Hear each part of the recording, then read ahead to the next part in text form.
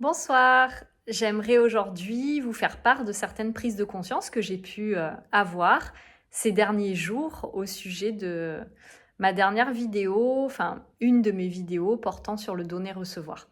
C'est vrai que à chaque fois, chaque thème, comme je vous le disais, en fait, je l'expérimente d'une certaine manière, j'ai de certaines compréhensions. Et lorsque je vais avoir peut-être un niveau de conscience qui va s'affiner, qui va devenir de plus en plus large, il va y avoir des petites subtilités qui vont venir et des choses qui vont s'affiner avec notamment beaucoup d'images, beaucoup de représentations qui viennent aussi pour me permettre de mieux saisir ce que j'ai pu vivre et de pouvoir aussi mieux l'expliquer, mieux en fait l'utiliser en fait. Voilà, donc là, c'est par rapport à ce donner-recevoir. Ce qui m'est vraiment venu comme image et comme ressenti, c'est que lorsque l'on va passer son temps à donner, donner, donner, donner, en fait, à force de donner, du coup, ça va créer un vide à l'intérieur. Parce qu'on est en train de faire ce geste où on extériorise, on donne, on se vide. Alors que le recevoir, à l'inverse, si on passe son temps à recevoir, recevoir, recevoir, en fait, à un moment donné, ces choses qui viennent et qui nous remplissent, enfin qui sont reçues, finissent vraiment par nous remplir jusqu'à déborder en fait.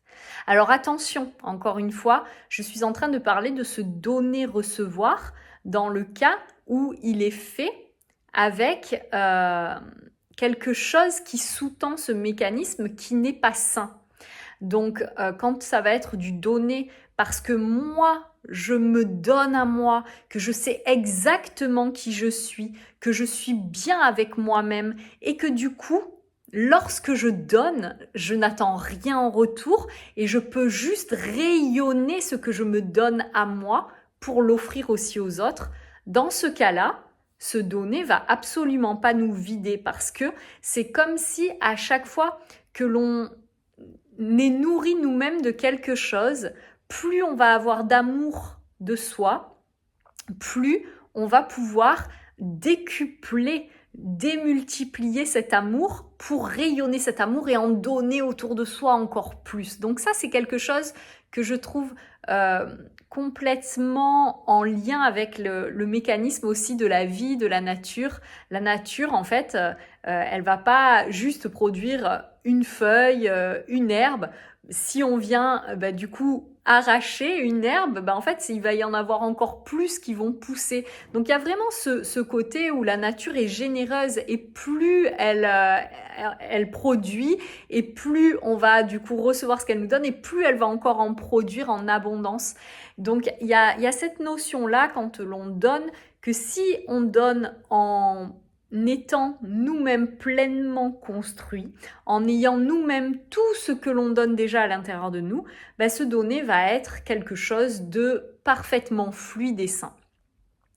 Et donc, pareil pour le recevoir, quand je parle de ce recevoir qui va finir par s'emplir, s'emplir, s'emplir, c'est encore une fois quand ce recevoir est déséquilibré, quand il se fait en trop plein ou quand la personne, du coup, est dans ce recevoir sans pour autant elle-même pouvoir vraiment donner et donc mettre en circulation les choses qu'elle va recevoir. Voilà, donc du coup, moi j'aime beaucoup cette image de cette personne qui va avoir encore un manque de confiance en elle, un manque d'estime d'elle-même, qui va avoir toujours encore ce besoin de pouvoir être validée par l'extérieur, de recevoir cette considération de l'autre, de pouvoir sentir que quand elle donne, du coup, elle va avoir de l'importance, que l'autre va lui dire merci pour ce que tu as fait, tu es exceptionnel, tu es incroyable. Et donc, quand le don est fait de cette manière, en fait, c'est un don qui va venir peu à peu vider l'autre parce que du coup, il donne trop, il donne sans se donner à lui-même et peu à peu ce vide se crée et donc il y a un véritable déséquilibre qui est là présent.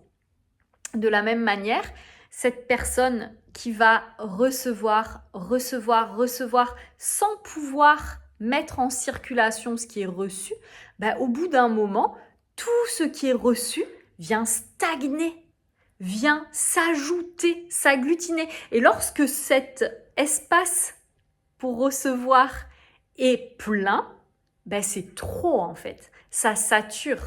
Alors que si cette personne qui reçoit a cette possibilité aussi au même pourcentage que le recevoir de mettre en circulation en donnant, à ce moment-là, ce qui est reçu peut recirculer et c'est vraiment quelque chose de fluide qui s'écoule et qui fait que l'énergie circule librement et que les choses sont simples, les choses sont fluides et que l'amour aussi peut circuler librement.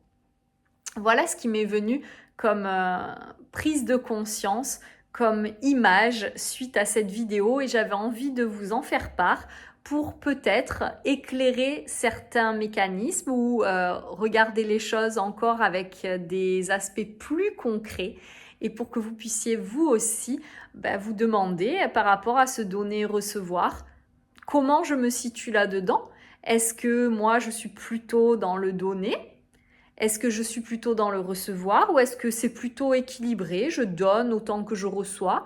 Est-ce que du coup, quand je donne, je le fais en ayant pris le temps de me donner à moi-même, donc c'est pleinement sain ce que j'offre à l'autre. Je n'attends rien de lui quand je donne. Il n'y a aucune posture d'attente lorsque je lui donne.